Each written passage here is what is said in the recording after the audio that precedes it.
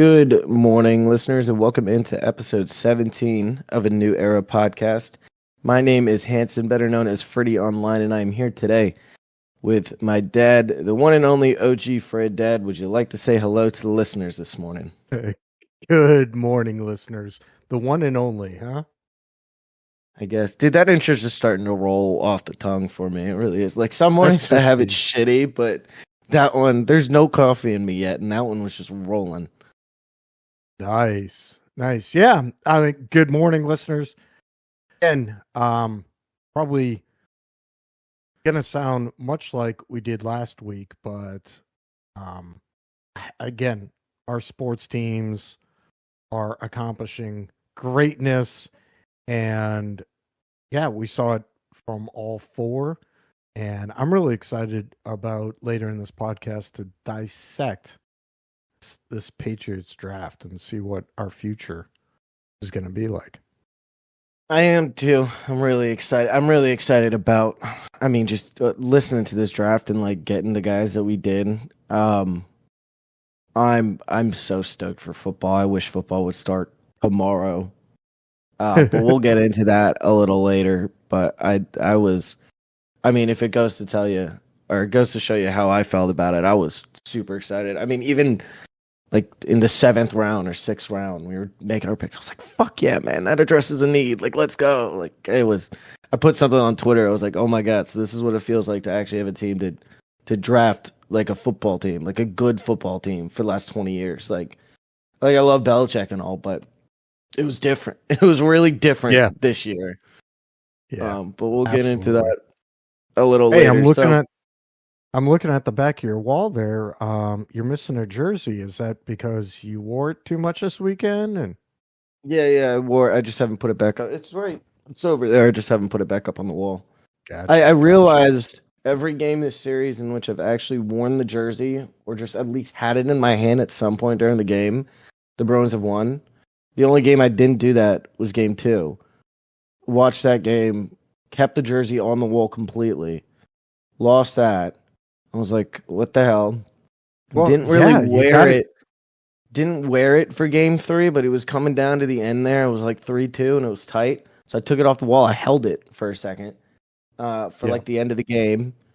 Won that one. I was like, all right, I'm not going to put too much thought into it, but jersey was off the wall. And then we do it and then on game 4 on Saturday, tough decision because the Celtics and the Bruins both played, but I was like, I'd rather have it out of the Bruins today. Put it on when we went and celebrated Sav's birthday a little, and we won the game. So I really do think I think it's got something to do with it, and I guess we'll test this again tomorrow for game 5. I mean, there is a thing about superstitions, right? It may be wearing something, doing the same activity before. If you have watched games, haven't, and they've ended up, nice flick of the Zin there, and you haven't, if you haven't watched games, you start to watch it, all of a sudden they're losing, you flip then it you off, stop you watching. don't want to watch it. I mean, I wonder. I'm very superstitious. I'm very superstitious about our teams, especially in the playoffs. Oh, absolutely. I wonder what athlete in what sport is the most superstitious. I think they talk about between baseball players and hockey players probably being the most superstitious. You're saying like the day of the game? Yeah, and their routines and all. Yeah, I think I've heard that either. Oh man, I don't know. That's a good question. I know everybody's got their routine. Yeah, I'd probably say hockey, just because hockey's got some weirdos, man. Hockey does, but weirdos. Wade Boggs only eat chicken for his games. And I think it was a certain amount, like it was a chicken breast and maybe like 3 or something. Like that's all he ate before. Can you imagine 162 games? You're eating chicken. Like, I can do it. and Wade Boggs, I mean, incredible hitter, won multiple American League baseball or American League hitting championships. Yeah, the dude. And then I heard his story the other day. This is when baseball back in the day was just not. I mean, yes, you had athletes, but they weren't worried about working out in bodies and whatnot. I guess there was a trip that they had from Boston to LA, and they finished up the night game, started drinking beers, flew, and they played cards on the plane. I guess on the bus first, then on the plane, and got into LA, and then continued to drinking somewhere where Wade had said, I saw this on another podcast, Wade had said they ended up 70 beers or something. Sounds like rookie numbers. So sounds like my sort of plane ride there. Yeah. 70 beers. Is that really just superstition, or is that just like a guys He just throwing said down some beers? Oh, he was really? just saying that they were playing cards and he was winning in cards, so he was just kept on sipping, and because he was I mean, Wade Boggs was huge superstitious. Huge. Mm-hmm. Well, I'll be superstitious for the rest of this playoff series. Not anything to do with the Celtics there, but the Bruins definitely. Even though I don't think we need it. No. But let's pump the brakes on there. I got the Red Sox on the docket first. So, we said 3-3 would be nice. 2-4 Yep. was realistic. We go 1-2 against the Guardians and 2-1 against the Cubs. So we hit the 3-3. I'm very happy with what we did against the Cubs this weekend at home, because I know we were talking about how we were kind of worried about us at home. Tyler O'Neill this weekend, man. Well, first off, let's go through this. We don't really need to talk about Friday's game. Lost at 7-1. Okay, whatever. However, that was the game. I think that was the Cutter Crawford game. Yep. Yeah, and you said at some point he's gonna have a game where he gets rocked. Yeah, I mean they've got let up 14 hits from the Cubs. What did Cutter do? I'm not trying to click that. Let me get off of here. There we go. 6 innings, 10 hits, 3 earned runs, 4 strikeouts. Not shelled with the runs really, but 10 hits through 6. I mean, yeah, he was getting hit up a little bit. But wasn't the worst start. He'll be back. That's fine. The one I really want to talk about here. Hold on. Yeah. Even with that, he still has a 1.36 ERA. Yeah. True. I mean, that's what I'm saying. Like 3 earned runs isn't bad. You can get by with a quality start in 6 innings and 3 earned runs. So, not bad. It's just the offense wasn't awake, but we realized that's because on Saturday they just decided to let out every single demon known to man on the poor Chicago Cubs with a 17-0 absolute ass smacking, 21 total hits. Zidane Rafaela, after we've been talking kind of shit about his offensive game so far this year, we have had an absolutely incredible 7 RBI game. Ripped a homer, I think, in the 8th, was it? O'Neill had one in the 1st. Yeah, these guys were just hitting everything. I mean, you go through this lineup, the only guys who didn't have a hit looks like Reese and Rob, but they didn't really have an at-bat. no, Connor Wong. Rob didn't shit. Yep. Well, yeah, but he's got no at-bats here, and he wasn't walked. Was he hit or something? Or maybe Force out or something. Oh yeah, maybe sack fly or something like that. Connor Wong didn't have one, but he had a run. So same thing. He got on base. Everybody got on base. Everybody in the starting lineup here. And doing that too with with 5 different pitchers that came in, like a little bullpen game almost. Winkowski with Winkowski, 3 innings, 3 hits, a strikeout. Then you got 1, 2, 2, and Pablo Reyes. We love when position players pitch. MLB loves that too. They put tweets out about that all the time. It's pretty funny.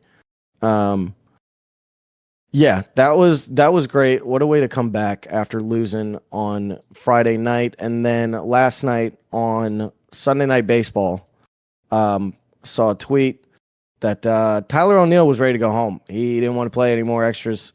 He said, "Fuck it, I'll just handle this myself." Hits a walk-off home run in the bottom of the ninth to give us the series win. It wasn't a walk-off. It was in the bottom of the ninth. It was the bottom of the ninth. Hit this just loopy fly into the left field, and not the home run. Yeah, I'm thinking of the other one. Yeah, you're right. But he did hit the walk-off. Swanson. Yeah, Swanson tried to make an over-the-shoulder catch. I mean, your left fielders come in. Probably should have called him off, but Dansby Swanson. Yeah, thank you.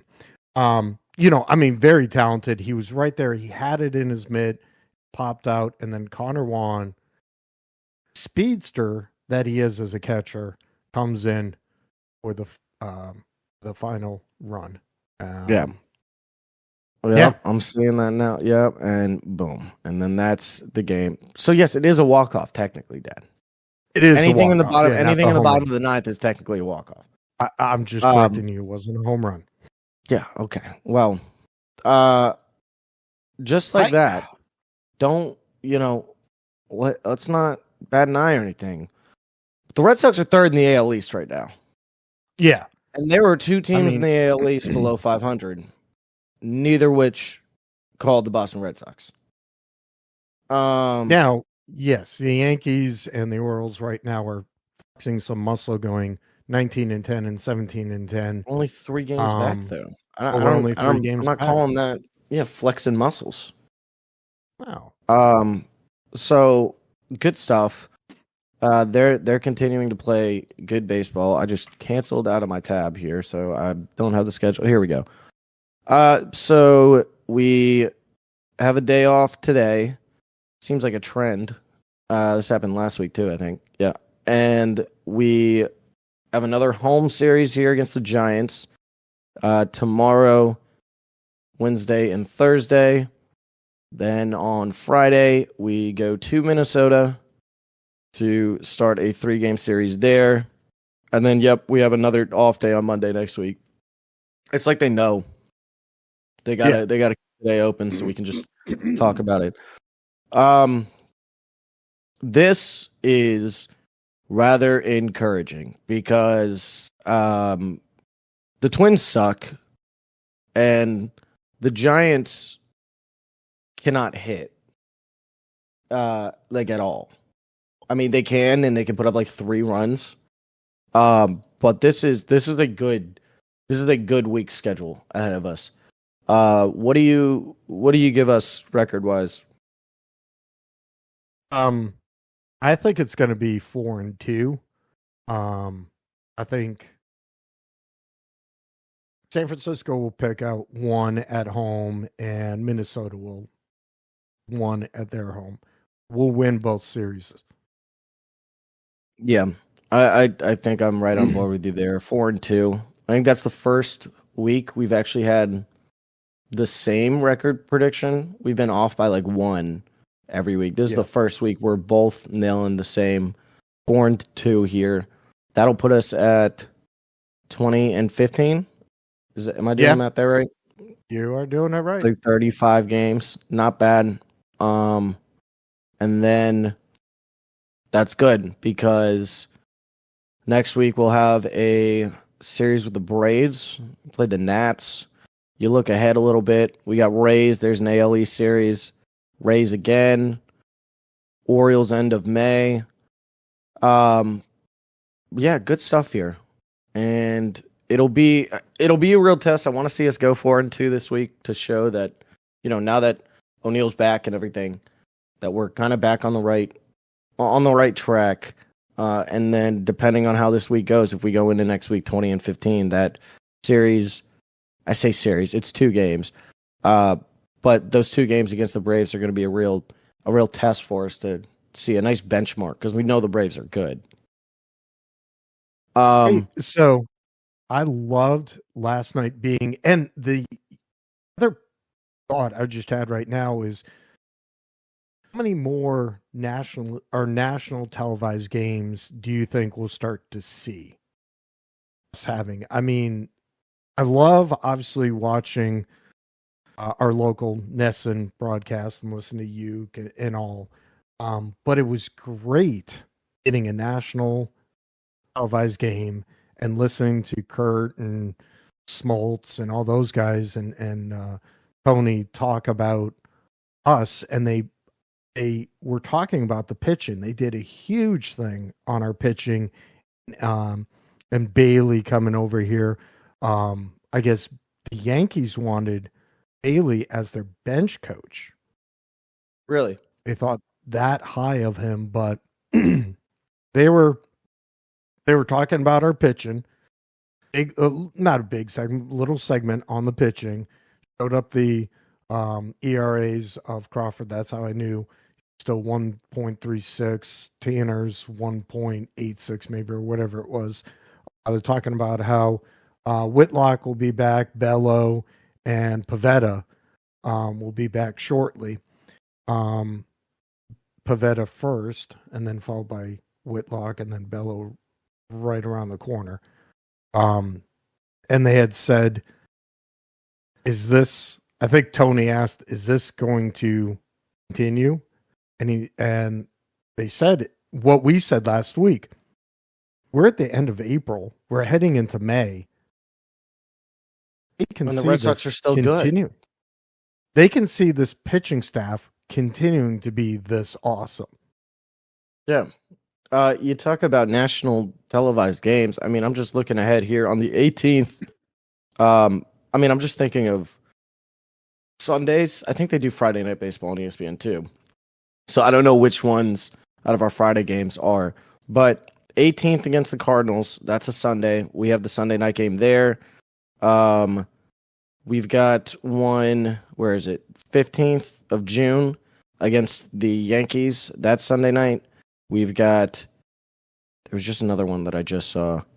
Back-to-back weeks, I think. Yeah, back-to-back weeks in July. We play the Dodgers on Sunday night. We play the Yankees on Sunday night. And that's being carried just by, I think, the name alone of the Dodgers and the Yankees.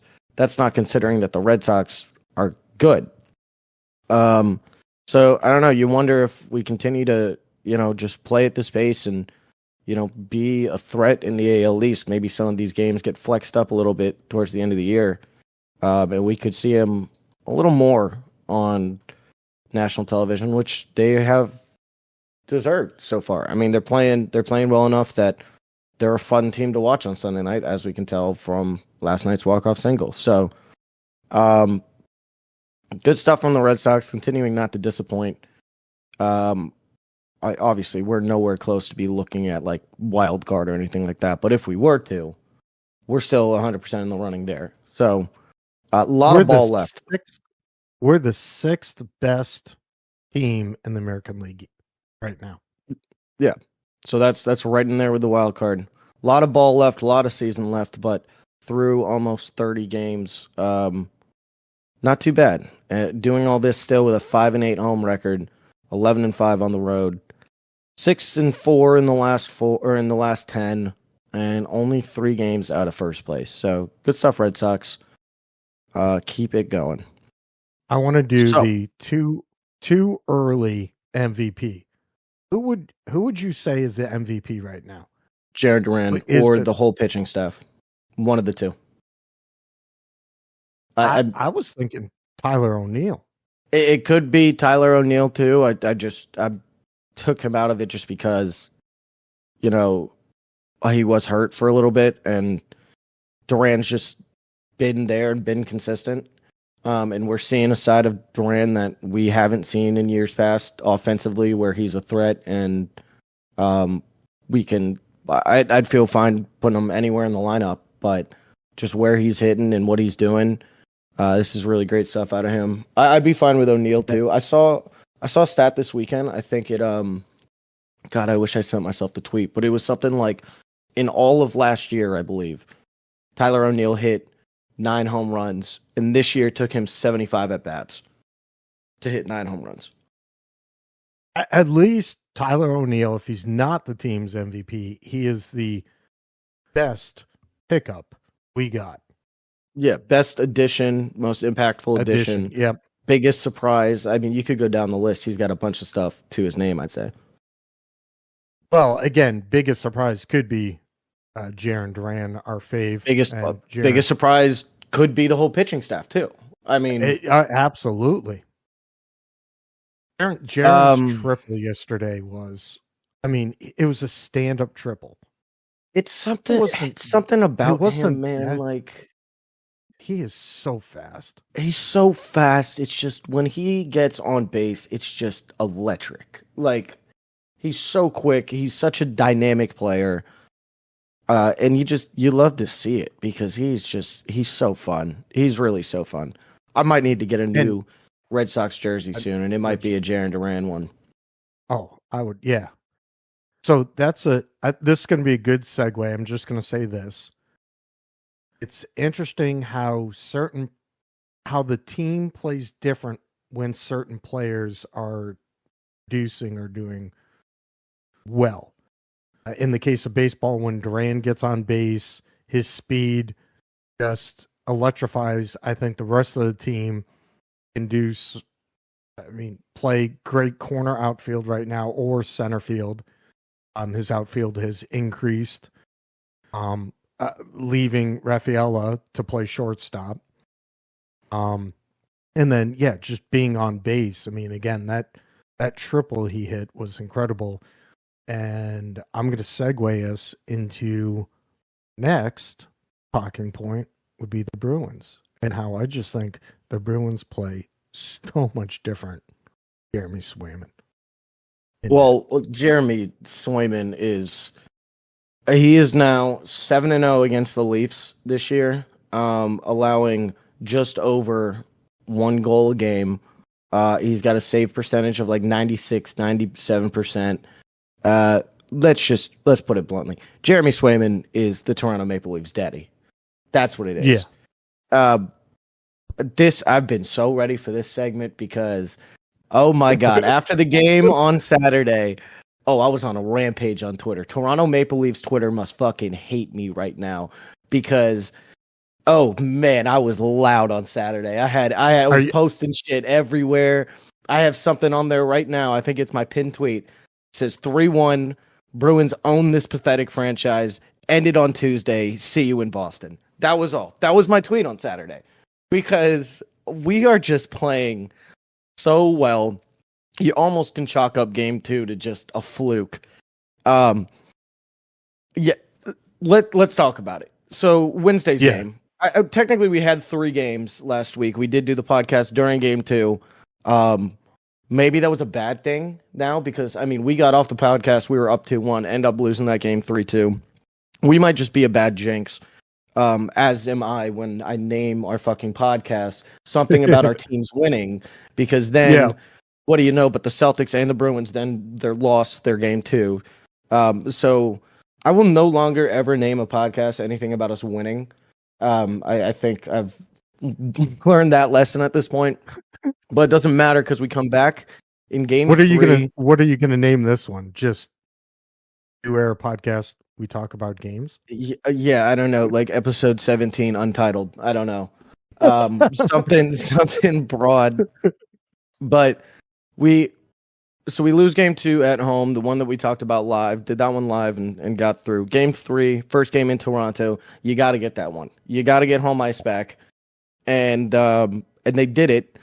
I also posted this on Twitter on Wednesday night because Celtics and Bruins both played that day. To me, if we had to sacrifice a Celtics win in a series that I am less worried about than I am the Maple Leafs one, in order for the Bruins to gain back home ice, I was okay with that. It was a fair trade. Celtics got to lose one so the Bruins can get back home ice. Then I said something. Let's not have that happen on Saturday. Let's not do vice versa. Let's just both win on Saturday. And then they did. So Celtics have regained home court. Bruins are one win away from advancing and doing what we know they're going to do against the Toronto Maple Leafs. And this is what we said from the start. What did we say last week? Did we say 5? I think we did say say 5. Yeah. And 5 could come to fruition tomorrow at 7:00 when we do play again. I have a really hard time believing that we don't close this out tomorrow. And I'm gonna go around and fucking jinx it again here, but just the way that we're playing and with I'm trying to look for the word for it. Just the aura that we have when we're on the ice recently against this team that, we were talking about it live in game 2 after game 1 about how the Maple Leafs just looked mentally, physically defeated. It can go to prove the point a little more because game 4, I don't know if you had seen it, Austin Matthews left game 4 a little early with an undisclosed illness or something. Illness. Yeah, bullshit. You want to know what that illness is? He's fucking scared of Jeremy Swayman. That's what the illness is. He did not want to get back out on the ice and play him again. Yeah, he can't. And I think I mentioned this at the start of the series. We beat them 3-1 in the regular season series. The one game that we did lose was the game in which we let Austin Matthews do what Austin Matthews does. Every game that we won in the regular season, we shut him down and we forced the other guys to beat us. And I feel like that's what we're doing so well here is we're forcing the other guys to beat us, and they can't. Outside of that Matthews line, like they're just generating nothing. Well, I mean, let's face facts. That would have probably gone into overtime if Max Domi doesn't just flip that puck right, and what Matthews had to do on the break to catch it and then drop it and then shoot it. Oh, you're saying in game 2? When we lost. Yeah, that one was crazy. And look, that was Allmark. I'm not saying anything against Allmark. We did say in the podcast that like just had to keep him from giving up 3 goals because he had been giving up a couple going into this. And what happens? He gives up 3 and we lose the game. I'm not saying that's all Allmark. Every game is not defined by one play, one goal. There's multiple opportunities for us to have won game 2. And Allmark did play phenomenal. I mean, still only giving up 3 goals is fine, especially to be able to come back and then we win the next 2. Granted, we do have Swayman back in net. I guess this poses a question that I want to give you then. So tomorrow at home, game 5, closeout game. Do we continue to ride the hot hand in Swayman, which I think you almost need to, or do we give Allmark another shot and then potentially, lose the game, have to go back to Toronto for game 6 and put Swayman back in there? Yeah, so, okay, not playing devil's advocate, but let's play 2 points to this. Obviously, game 5, you want to carry the hot hand. You want to close it out. Because I'd be really worried about our psyche if we go game 6, lose game 6, and now you have a must win, obviously. When you're 7. forced. Yeah. When you're forced. So I kind of want to just finish out the series now, get us some rest. Let's go in, because the other teams we're facing, I mean, everyone's just about a 3-1, right? playoffs I mean, right Florida's now. up 3-1. Rangers swept. Carolina's up 3-1, but Carolina and New York will play. So yeah, I guess you almost there is 2 points to this because it's like we bring in Swayman for Game 5, you potentially win it. That's nice, but then Florida could do the same. I don't know when they play. It might be today. It might be tomorrow. They could close out their series, and then it's like, well, we played Swayman hoping that we can get him some rest if the other series were to continue, but then it couldn't, and then we could potentially be playing Game 1 of the next round. I don't know, Friday or whenever they would have it slotted in. Yeah. Which still So Tuesday to Friday, you still got 3 days rest, but like, do you want to just continue to roll Swayman out here? Or do you want to try to give Allmark one, and then if he wins it and the series does end, and then the Florida series does end, then you got Swayman, who is kind of full speed for Game 1, and not really, he's pretty rested. So Lightning Panthers are today. I think that will tell you a lot going into tomorrow. Can you quickly look up and see what their stats were against the Panthers this year? Yeah, If you can find that. We were 4-0. I remember that. All right, Game 1, April 6th. Wait, Game 1, October 30th. I'm looking at this backwards. At home, 3-2. Allmark was in goal, 2 goals allowed, 37 save attempts, 35 saves, 94.6 save percentage. Game 2, November 22nd, Bruins 3-1 in Florida.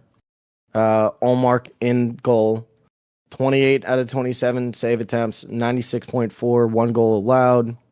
Then you got Game 3 in Florida, Bruins 4-3, Swayman in goal, 3 goals allowed, 18 saves on 21 attempts, .857.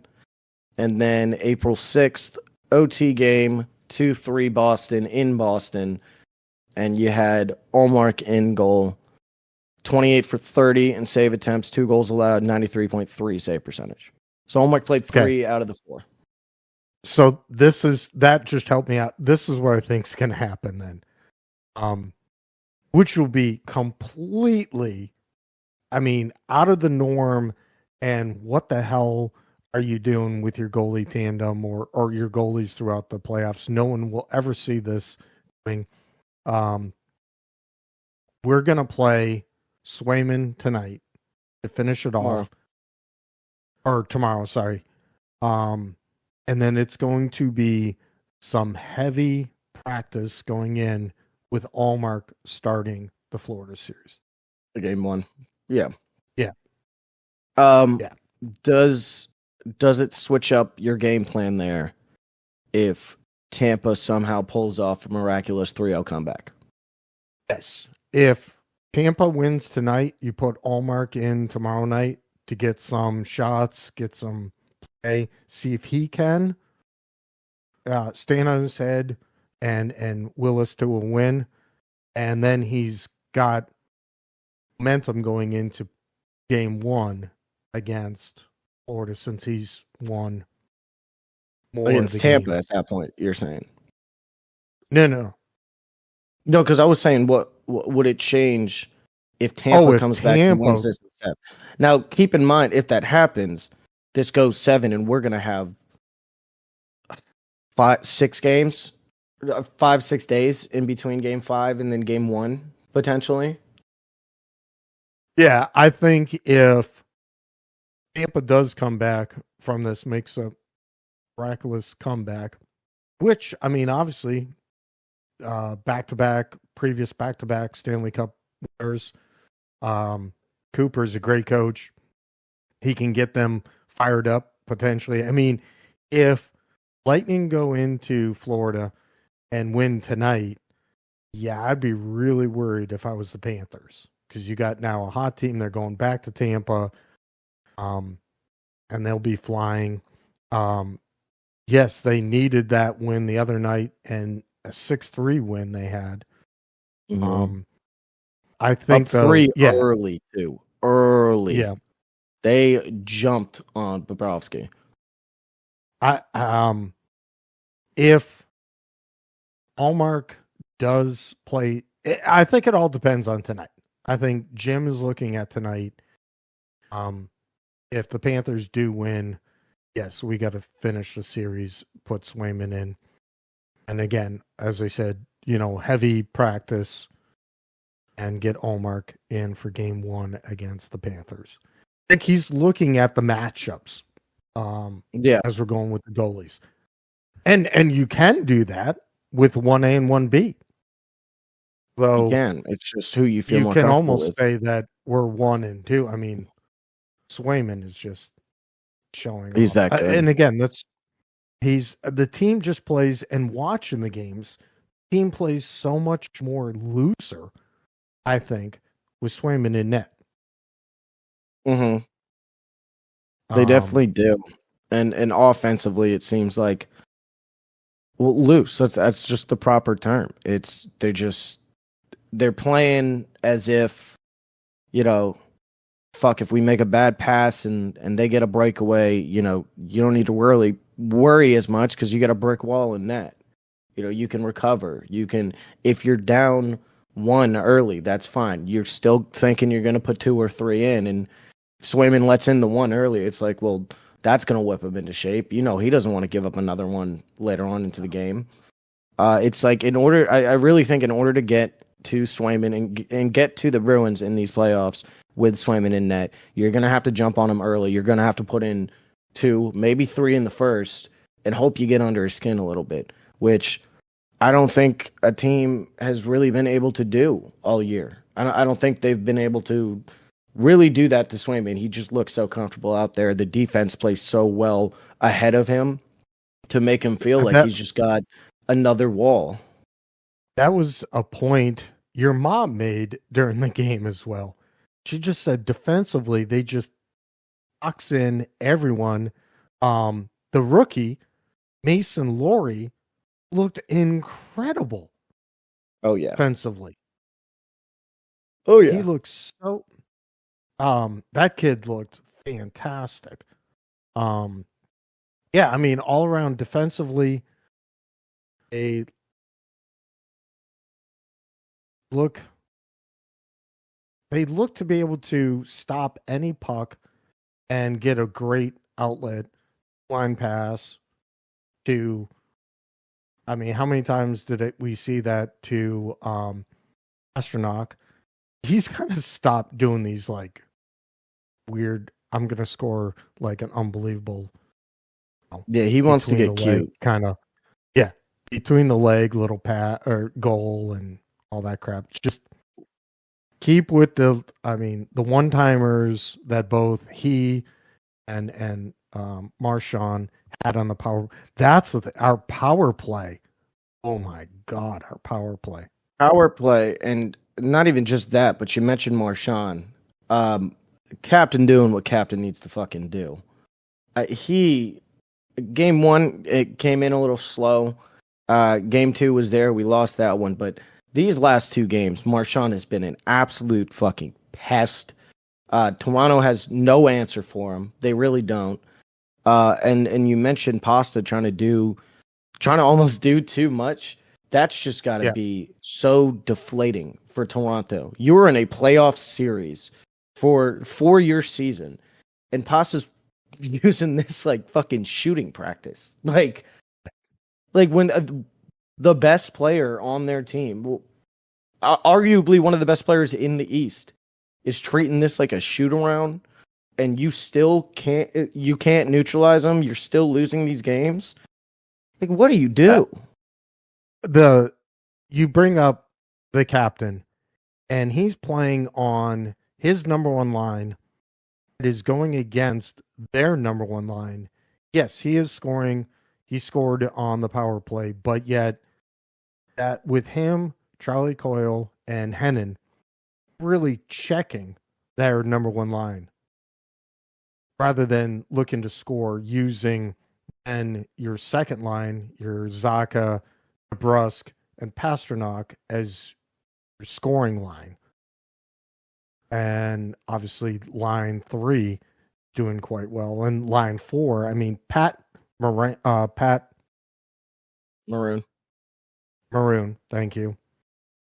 He played, I think, a fantastic game last week. I think he's getting his skating legs going. It is still very unique because I think we're a skating fast team, and Maroon is obviously not as fast as everyone else on the ice, but his big body, he's there on that fourth line, give you, couple minutes per shift. I love the fact that we are short shifting, I think, our teams, our lines. Yeah. They're one point mom made, she's like, why are they dumping it in? We're going. Why do they dump? I'm like, it's a line change. We're switching. We're doing it a lot. Switching so much. We're playing all four lines, not equally in time. Obviously, fourth line isn't, but they're playing enough minutes, and we're not keeping, the DeBrusque, Pastrnak, and Zacha line, which is not our top line, but I think it's our our top best scoring line. Yeah. Our best scoring line, fresh. Yeah, and Which I mean, Toronto is not doing. Toronto is keeping. they can't. They can't. That it's the point that I made earlier. This Toronto team is so dependent on that first line because I don't know if you've seen it, but I think it's their third line, their second or third line with Tavares and Marner in there. Marner literally looks like he does not want to be playing hockey anymore. He looks like he wanted his season to end before round one. There is no effort out of them. Tavares can't do it all on his own, and Tavares has never really been a shot threat. He's always one of those, set him up assist guys. But if you've got other dudes, if you're trying to be the assist guy and you've got your two other ones out on the line that are practically fucking sleepwalking, there's nothing to worry about on that line. And that's where I go to say we're forcing Toronto to have to beat us with the other guys, and the other guys do not want to be playing playoff hockey right now. And quite frankly, neither does Austin Matthews because he's sitting out the rest of the third period. Tavares, I think, is coming out almost for every face-off, which then is throwing off everybody else, your other lines. It only comes out. It looks like he's out for every face-off. Nylander, I think, coming back to play, did way too much, trying to just play by himself. The one guy I'm a little worried about, and we talked about him last week, fucking Tyler. Tyler. Oh, yeah. He's being a little pest. Yeah, he is, but we've also got a pest in Brad Marchand to match that. So,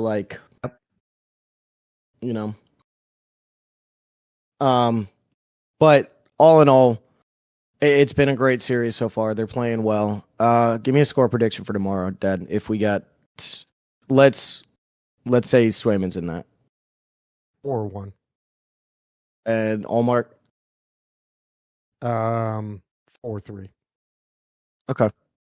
So a win either way. The OG Frid is predicting the Toronto Maple Leafs season ends tomorrow in Boston. Bye, Toronto. Bye, Toronto. Go start booking your fucking tea times. Your season will be over tomorrow around, 9:30 once this game ends. All right. Well, moving on over to our other team, Celtics. Game 3 happened on Saturday. 20-point win, 104-84. I don't know if you're watching this game. This game was so fast. I put it on before we went out downtown on Saturday, and I swear I was looking. It was the second quarter. We were up. We were kicking ass. I was like, oh, awesome. Went to go play a beer pong game. Come back, and I swear the game was done. They flew through this game. They did what they needed to do. 20-point win to regain home court. This was a big all right, fuck you, Miami sort of game. We're done messing around. And now today at 7:30 we play game 4, which I'll say this is gonna be the last game in Miami. I don't know if it's gonna be a 20-point win again because we saw what happened game 1, 20-point win at home. They come back, we're resilient, won game 2. 20-point win for us on Saturday. I don't think it's another dominant one tonight, but I do still have the Celtics. Do you know let me see the line. Versus Heat betting lines. Speaking of lines, really quick, love the fact that I hit the Boston trifecta on Saturday. Yeah, I did. I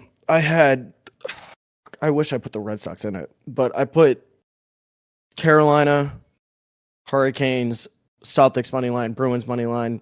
Canes fucked that one up, but then right after that, I chased it again with Celtics Bruins and was able to hit that. Just straight money lines. Could have went the spread and got some better. Could have got some better odds there, but 10.5 for the Celtics tonight. I don't know if we cover that. I could see it like 10, 9-point win, but you hear 10, 9-point win. I'm not thinking it's a close game necessarily. I think the score is going to be a lot closer than the game is actually going to be once you watch it live. And I think too, I'm gonna go out here and say this is gonna be a Kristaps Porzingis game. Big Porzingis game tonight. Oh, did we lose the OG Frid? He'll be back. We'll continue to talk about this one a little bit as we wait to get the OG Frid back in here. We look at game 3 a little bit. You got Tatum that went 22, 11, and 6. Jaylen Brown, 22, 8, and 3. Kristaps, 18, 5, and 2. Derek White, 16, 5, and 3. Drew Holiday not doing much, but doing all that we need him to do. 3, 2, and 6. The bench is the same sort of guys on the bench that have been producing all year in all series. Peyton Pritchard with 7, Al with 9 off the bench, and Sam Hauser with 5. Even Luke Cornett's getting a little bucket in there, which was very nice. You got to think that we're just out here to kick some butt again today. Did we get you back, Dad? Am I back? You're back. I can't see you, but you're back. I don't know what happened. I don't know. Maybe just a disconnection on the internet end. I'm not too sure. But I was just saying, I don't know if you could hear me that time. But I was saying I think this is a big Kristaps Porzingis game tonight. That I did hear. The one thing, and I was gonna say earlier, quite confused or not confused, alarmed, is that our fourth quarter in a little worrisome. I mean, last couple of games, Miami has been scoring here in the fourth. Yeah, I mean that seems to be a thing though with the Celtics team. I feel like we're as great of a team as we are. I think we're only ever going to get 3 full quarters. Really, I think you're going to have to give up one, and I think we've done it all series. But when you have a first half like you had in game 3, 21-12 first quarter, and a 42-20 second quarter, you can lose the fourth by 6. Usually, last year it was always the third quarter. It was right after halftime we'd come out and we would lose, and we wouldn't just lose that third quarter. We would get beat in that third quarter. Now it's not always as consistently the third, but it's going to be one of the third or the fourth. I don't know if it's just these guys don't really want to play all 48 minutes. If it's you got to take the foot off the gas pedal at some point in the game. Let's do it in one of the quarters that we know we can rebound better on, because we just put up 42 in the second. But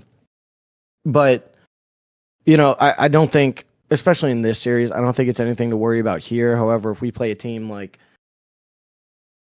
I don't even know, because I think the Bucks are down 3-1 right now, and I don't see I don't know. Giannis is going to have to play Game 5 to try to keep him in the series, but they're going to need to rattle off 3 or 4 here.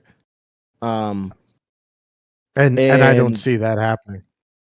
Yeah, I don't either. They did all that talking and about that Damian Lillard edition and everything in the offseason, and just to be down 3-1 to the Indiana Pacers and Tyrese Halliburton, who I was just talking about last week, I think has been playing like fucking shit. And yet this team's still somehow up 3-1. I don't know if we'd have to necessarily worry about taking a quarter off against the Pacers. The only team that might really be the ones to worry about with that is maybe the Knicks, but we wouldn't see them, I don't think, until the Eastern Conference Finals. Right, correct. I just think that at some point, I think it'll be then Game 5, and you'll see a full, and unfortunately, it'll be back home. You're going to see, and if you have not listened to Joe Mizuno's interview with Pardon My Take, shout out to Pardon My Take, Missoula, sorry. Again, can't say these last names. That's why you're here for me. Fantastic, unbelievable interview. And that guy, his mindset, and how he's going to have these guys. If tomorrow or tonight's win is 6, 8, 9 point win, like we're thinking, he's gonna say, guys, let's play a full 48 minutes and let's crush, and you gotta win the fourth quarter. Yeah. You think he comes out there and he's just like, hey guys, this is, make this the statement game, put them to bed early, sort of thing. The way that guy motivates this team, he's a great players coach. Yeah. That's what he is. They love him. You have to go listen to that interview. It's the way that his mindset is very different. Very educated guy. Talked all the time that he was the worst player when he was at West Virginia, worst player on the court, but yet how he motivates, even how he motivates his children, just an unbelievable coach. We lucked out. Just perfect guy for this team. Definitely. 100%. Give me a score prediction for tonight's game. Tonight's game will be 112-106. I got 109-101. So that we're kind of right there in the same boat. Yep. All right. Well, by this time next week, we will hopefully be talking about round 2 for both the Celtics and the Bruins, and talking about a round 2 opponent and moving on. So we'll move on segments here. Our last thing to talk about, as we mentioned last week, the NFL draft occurred Thursday through Saturday, and my God, the Patriots are so back. Let me just go through this draft class for us real quick. Round 1, third overall, quarterback Drake Maye out of North Carolina. Second round, 37th overall. I want to jump in. What a Southern boy he is. Huh? Yeah. Oh, yeah. You've seen all the... Yeah, he's funny, man. All the little clips about him, and the way that just his... The way that he talks and all... Yeah, the way he talks... Man, I'm just ready to get up there to New England, just throw the fucking football. And like, he's so funny, man. Let's go. Yeah, I'm ready. He's a good one. Get the whole family up here. He's a good Southern boy. Second round, 37th overall, wide receiver Jalen Polk out of Washington. Third round, 68th overall, offensive tackle Caden Wallace out of Penn State. Fourth round, 103rd overall, guard Layden Robinson out of Texas A&M. Fourth round, 110th overall, wide receiver Javon Baker. Might be my favorite pick of the whole entire draft class. Sixth round, 180th overall, cornerback Marcellus Dial out of South Carolina. Sixth round, 193rd overall, quarterback Joe Milton, absolute fucking rocket out of University of Tennessee. And then seventh round, 231st overall, DB. He's a DB, Jay? No, I didn't think. No, I thought he No. was a tight. They've got him. They've got him listed as a DB on the Pats Yeah. thing, but no, he's a tight end. Jaheim Bell out of Florida State. However, I saw some highlights and stuff. He's built fucking different. He's gonna be fun. I really hope he makes the team because he slotted in as a tight end. They had packages at Florida State where he was running end arounds like a slot receiver or like these weird things where he was getting used like a running back. He started as a running back. He started as a running back. All the, I was doing a little research on him or reading. Obviously they say his size 6'2", 237, but he doesn't have the blocking. Be an H-back type, not a Y, probably an X tight end or an 8, not even an X. He's going to have to be an H-back type, which would be really cool. I don't think he's that typical fullback that we've seen in the past, but it'll be cool if Alex starts bringing in two backs and using him as that H-back, maybe a lead blocker, although they're already saying his blocking is not there, but giving something different, a different look instead of three wides or a traditional fullback. It'd be something like he's going to be used like a Taysom Hill type, which would make sense, with his size and athleticism. Let me just say, so we nailed this Drake Maye pick. I mean, we had mocked him here in mock draft 1.0. Mock draft 2.0, I think we went Jaden Daniels because Drake was taken already, but super happy with this pick. That's our franchise quarterback right there. And luckily, Elliott Wolf went around and definitely reinforced some weapons for him so that we're not going to put him in the same position that we put Mac Jones after we drafted him. Jalen Polk, round 2. I was pretty happy about this pick. I was really kind of hoping for Mitchell, as I'm sure everybody was. AD Mitchell, who kept dropped in all the way to, I think, like pick 53 for the Colts. So at first I was like, why aren't we taking him? But then you go up and you look at some of Jalen Polk's tape and everything like that, and he's a damn good wide receiver. Elliott Wolf was saying they had eyes on him for a while, and they were going to make a push to get their guy there. He was a stud for Washington all year long. Very excited for him. Yeah, very excited for him and the connection there with him and May. In the third round, we addressed the tackle like we needed. Yep. Sorry, go ahead. What were you going to say?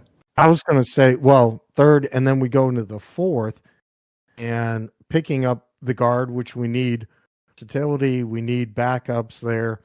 But I think it was the later fourth that we got Baker, which you said Baker you love, but yet Walker came off the board 3 picks later. I was almost surprised that we didn't grab him.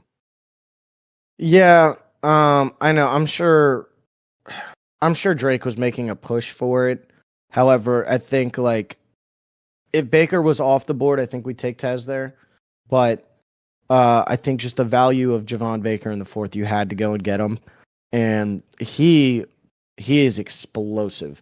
I've literally been hearing, and I don't know, everybody loves to hype up the draft picks and make us feel like we just grabbed the next best guy. But the amount of like comparisons I got to this guy is Jamar Chase light. He's a Jamar Chase clone.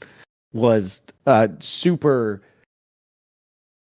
What's the word I'm looking for? Super comforting, I guess.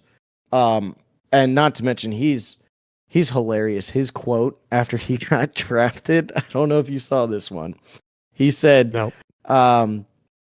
Make sure to bring your popcorn. I make people in wheelchairs stand up. Oh, that's right. Yeah. And I was like, this guy is a dog. I love it. An absolute dog.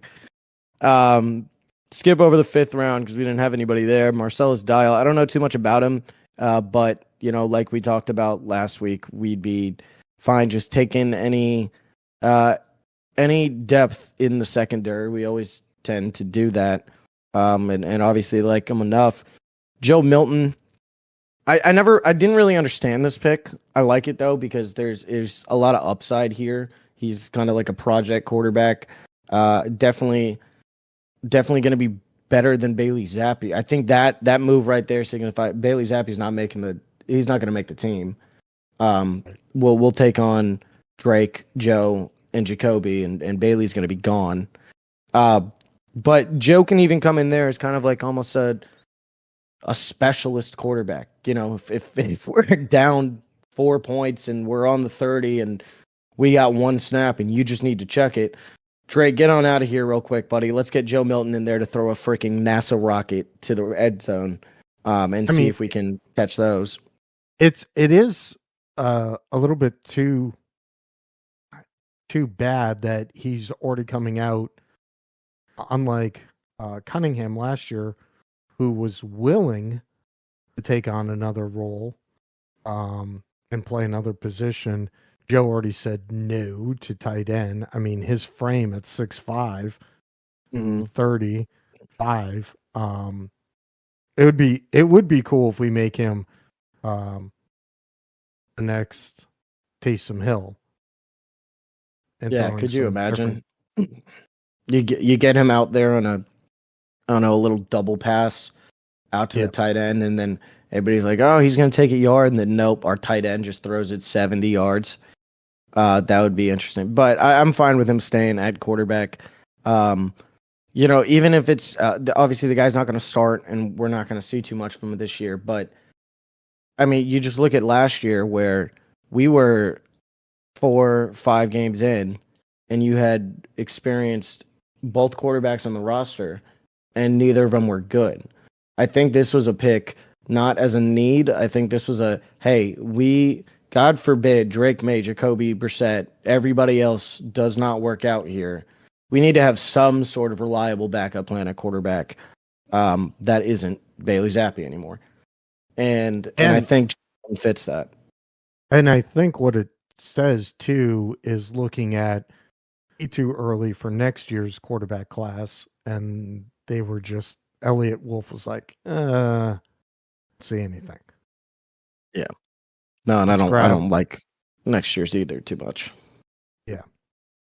And then we already talked about Jaheim Bell and his athleticism there, and I hope he makes the team because I think he could be really fun. Yeah, man, this is super exciting.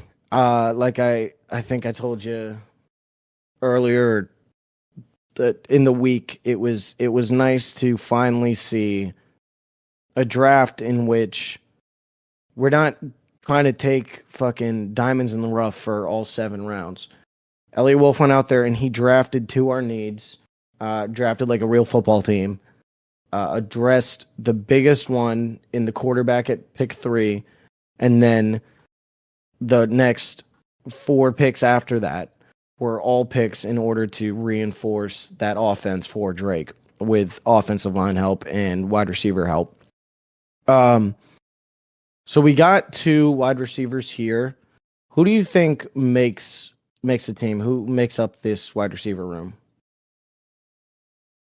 If I was Tyler Thornton, I'd be very worried right now. Taekwon, again, I need you. I'd be very, very worried. Oh yeah, I'd be very worried out of him. I think my 5. It might be 6, but Kendrick Bourne, Pop Douglas, Jalen Polk, Javon Baker, and then it's just it's a crapshoot. That is it. Maybe Tyquan Thornton, maybe Juju, but he stinks. But it's almost like You almost want to keep him on as a veteran presence. Not to mention he still has 2 years left on his deal. That's going to be some dead cap money if we do cut him. So you almost have to take on him. And then, granted, he's not going to play offensively for us, but you got to think maybe Jalen Reagor slots in there too, just as a special teams guy, even though he technically a wide receiver. But he'll be playing special teams for us. He would be in that room. So then, yeah, that leaves off guys like Tyquan Thornton and Kayshon Boutte, and there's one more that I'm forgetting, but I'm still fine with that group. I honestly am, and all you need, I mean, if you get, we know what we're getting out of Kendrick, we know what we're getting out of our slot guy and Pop. If you just get one of Jalen Polk or Javon Baker to be one of those outside guys that can just blow up for us and be a Jamar Chase clone or something like that, like a real number one for us there. And you've got two really good options that could do it. This is a very sneaky good wide receiver class that, like, it's starting to. I was worried at first. We got through the draft and I was like, man, I really would have loved to trade for Brandon Ayuk or Deebo Samuel that the 49ers were talking about. But then I was looking at this and I was like, man, there's something about this wide receiver room that I really like. You know, not any big names or anything like that, but I think it's going to be okay. I really do. Absolutely. No, absolutely. I think, as you said, Pop is going to come into his own this year. And yes, we would have loved to see Ayuk, but, and not comparing Kendrick Bourne to Ayuk, but they were together in San Francisco. And I think Kendrick can kind of be that, you know, middle of the field kind of guy. I mean, he's going to make his catches. Guy just catches the ball. Yeah. Love that. And yeah, now you need one of your rookies to step up. To be that outside guy. I mean, if you think about it, I'm just going off a strictly a 3-level passing scheme right here. You're going to have Pop as your guy, 3 to 5 out. You'll have Kendrick as your guy, 7 to 10 out on the second cross. And then you just get Polk and Baker on the outside as your last one. And I think that fits in just perfectly. And then you look at it, it's like I mentioned last week, yeah, Ayuk would have been nice, but that would have been 68 overall in that trade. So that means we're losing out on Caden Wallace, which was the tackle, which if we weren't taking the tackle at 37, we had to take him at 68.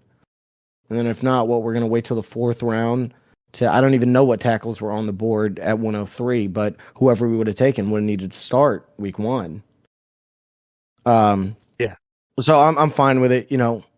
While it would have been nice to get the flashy trade, flashy name, I think just keeping that pick and drafting to our needs was the better move by Wolf. Give me 2 predictions here, all right? Give me initial ones. Obviously, we're going to have to go through the whole offseason. We'll do our actual season predictions for the Patriots later on in the pod, a couple months down the line or anything like that. But as of right now, give me your record prediction for an absolute floor as our worst, and a record prediction for the ceiling of the Patriots in 2024, 2025. I think worse, 6-14. 6-4. That's 20 games. Where the fuck are you getting? What am I freaking doing? What the frick am I doing? Trying to this just in. Fucking 20 game regular season just got approved live here on New Era Podcast. 6-11. 6-11. Best is 10-7. Yeah, I was right there. I was gonna go 7-10 or 10-7. I think. And I think okay, let me give you another one then. What do you consider a successful season out of Drake Maye in season 1? Obviously, I don't think we're expecting a fucking Super Bowl. I'm not expecting an AFC Championship berth. But what do you call a successful first season for Drake and something that he'll be able to build on and improve for year 2? I think we lost him again.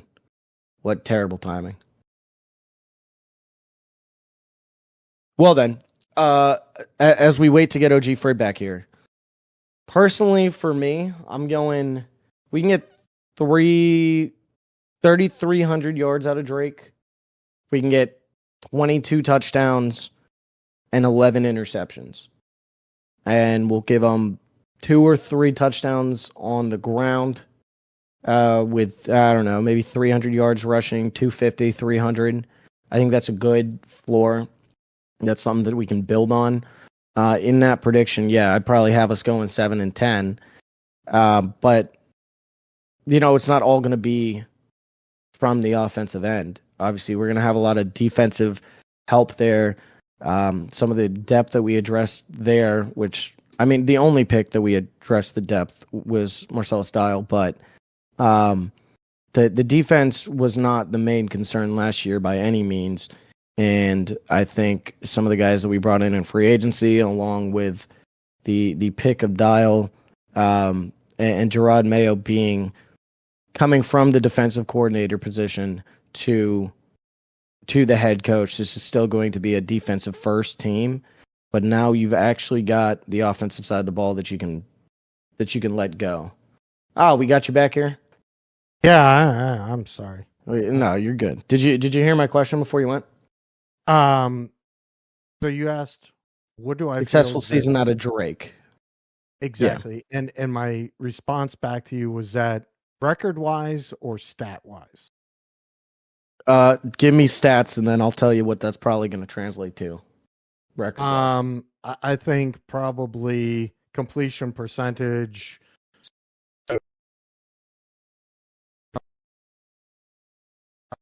Oh, you're cutting out here, Dan. We're losing you. We're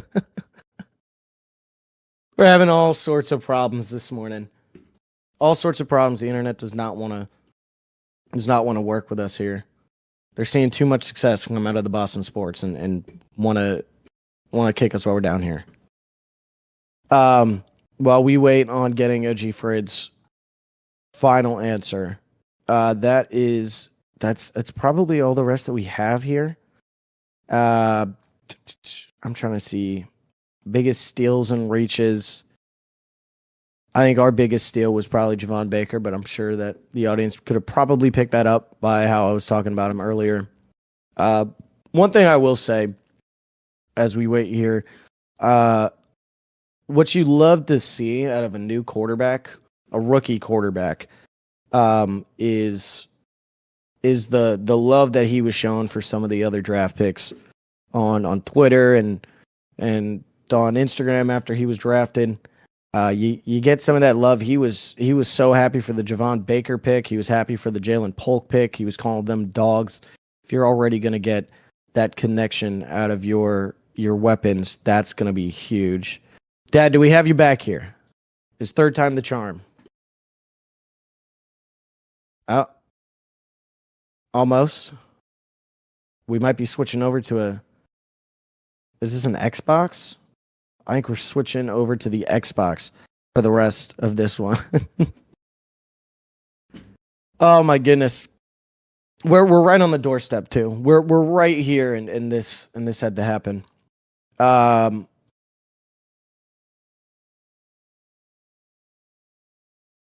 just looking here through draft stuff as we wait, and first thing that came up was Keon Coleman getting stolen from us by the Bills in the second round. That would have been quite a nice pick, but I'm still happy with Jalen Polk.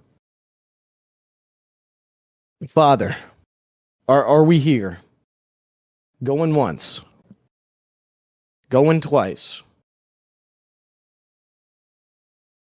Sold. Probably not. As we wait here, I've got a nice little quote from Elliot Wolf on Jalen Polk. As I mentioned a little earlier, that Elliot Wolf was eyeing him for a bit. Mike Reese says this was on the 26th, 10:05. I think this is almost right after he was picked. They said, had our eye on him for a while. Really good fit in our offense. He's tough, strong, can run all the routes, play inside, outside. He's a good blocker, really competitive, both for the ball in the air and as a run after catch player. kind of versatile, do everything type guy. He ran a little bit faster than a lot of people expected when he turned the tape on.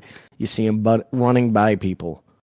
This guy says, kind of interesting. Steve Smith, who evaluates wide receivers really well and liked Polk, said Polk won't be running by many people. Guess he saw Wolf differently on tape. But he's still a solid player, and you got to hope that he can develop into a legit number one here. I don't know. We might have officially lost the OG Frid. Nope. Hey? Hey. Welcome back. All right. Third time's the charm. Yeah. I even tried a good old Spectrum right now. It keeps on, I guess, knocking us off. Even tried the Xbox there. Yeah, I saw that.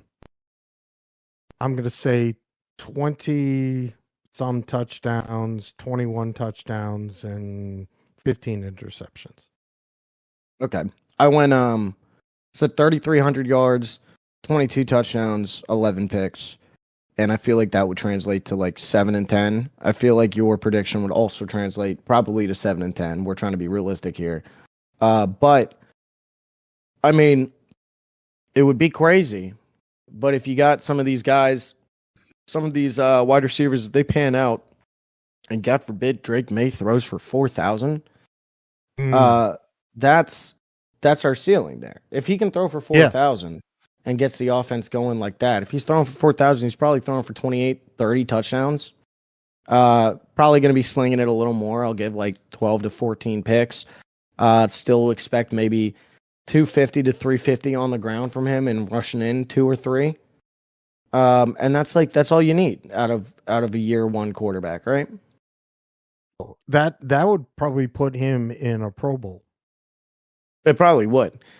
And I guess, I don't know if we're just having high expectations, but like, you know, especially after this last year, where CJ Stroud and the Texans went out there and had a surprising year and made it to the playoffs, and now they have a bright future ahead of them. It's not like we're expecting that out of Drake Maye, because, I mean, CJ Stroud had arguably the greatest rookie quarterback year of all time. But if you can give me 75% of CJ Stroud last year, I'm ecstatic about what the future holds for Drake Maye and the Patriots, right? Absolutely. Now, really quick, my question to you, do you think it continues that we're going to have an undrafted free agent making this club? Want to hear him right now? Yeah, let's hear him. This is who we've signed. Jet Bush, linebacker out of Texas. Got Jarante Hunter, linebacker, Georgia State. Jacob Warren, tight end out of Tennessee. Caleb Ford Dement, cornerback out of Texas State. This guy I think might make it. Sean Fennick, running back out of Oregon State. 6'2", 222. Zuri Henry, offensive tackle, 6'6", 293. Joe Morgan III, edge out of Arkansas. Del Putis, safety out of Troy. Mickey Victor, another cornerback out of Alabama State. And this guy, too, probably, I would even think about making Charles Turner the center out of LSU, 2-year starter, 6'4", 300. Well, yeah, I'm definitely right there with you. I think Charles Turner will make it just strictly off the fact that we're going to need offensive line help. That could go to, say, Zuri Henry makes it 2. Deshaun Fenwick, running back out of Oregon State. Maybe. I'm trying to think here who outside of Ramondre and Antonio Gibson we still have there at the running back position. Kevin Harris. Okay. Yeah, Deshaun will make it. I've never necessarily been. No, is he even still there, Kevin? No, yeah, we traded Pierre Thomas, right? That was the other one? Yep. That was the guy that we traded to, or Pierre Strong. That was the guy that we traded to Cleveland. Jacob Warren, maybe. I could see us taking on another tight end there. You got Hunter Henry, and then what? You know, Austin Hooper. Yeah, I mean he'll start, I'm sure, alongside Henry, but you're gonna need to bring on a third, and why not bring Jacob Warren, who has some connection with Joe Milton? Um, Defensively, I don't know about Del Pettis. I mean, I think either it's going to be Del Pettis or it's going to be Marcellus Dial. I think one of the two. I could see us cutting the sixth rounder if Dell ends up outperforming him. One of the corners between Mikey Victor and Caleb Ford Dement, I'm sure will too.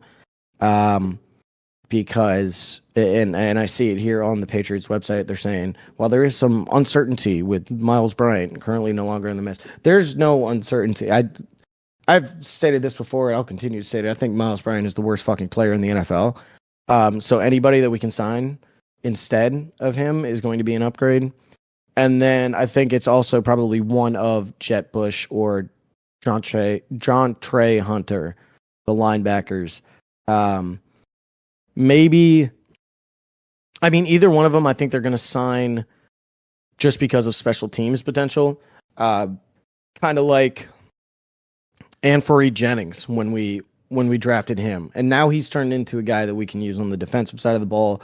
But I think he's going to continue to move more into just fully a defensive role. And so that opens up that special teams potential for a linebacker to come in there too. Look at this Mickey Victor guy, 6'3", 209. I see 6'2", 205 here, but still, either way, yeah, that's pretty big. However, that's not necessarily always going to translate to a good corner. I mean, we've talked about him on this podcast before, but I still remember like Joquan Williams out of Vanderbilt, that he was like 6'3", 205 or something like that, and 6'4", and we thought that would be a good pick to have a lengthy cornerback on the outside, but never really came to fruition there. So, we'll see. And obviously, this is very fresh, very new. We're still going to have to go through the offseason and see who performs and who wants to make the team, really, who plays like they want to make it. But just looking at it now, regardless of who we bring in with this undrafted class and keep them on the team, I think all in all, this is a great rookie class by the Pats. And I've got it set at an A- draft. I'm seeing a lot of B+ out of there. It might be the bias out of me just because I think we really addressed the needs that we needed to. But what do you give it? You grade the draft. Try to be as, I don't know.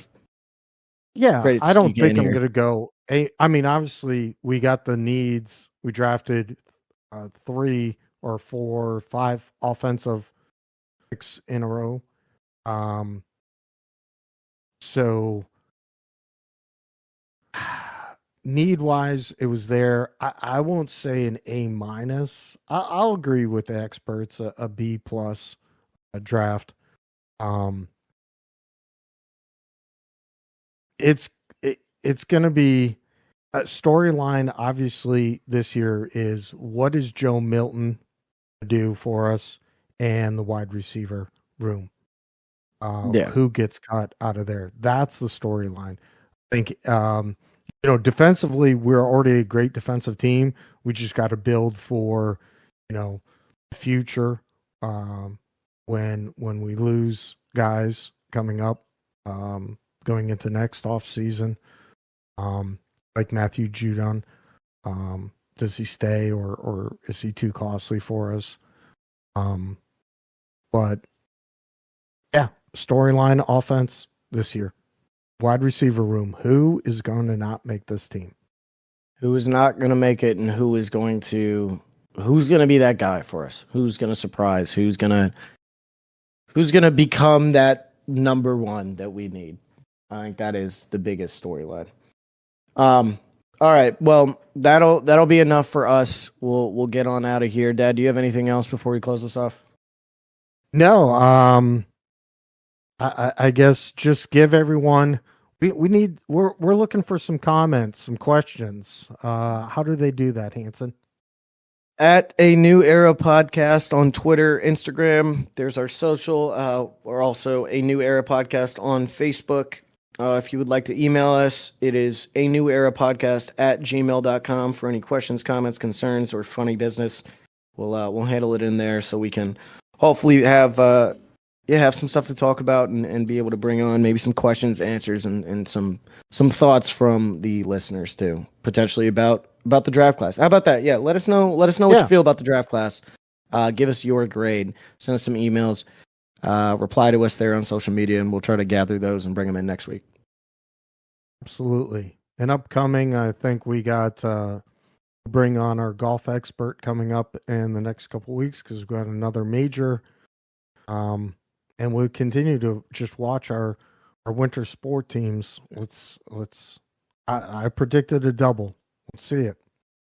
You did. You predicted a double. That would be something great to see and be able to witness here and talk about live on the podcast. So that'll conclude episode 17 of A New Era Podcast. Thank you guys so much for tuning in and listening to us on this nice Monday morning. And we will catch you guys next week for episode 18. Love you, son. Love you, Dad.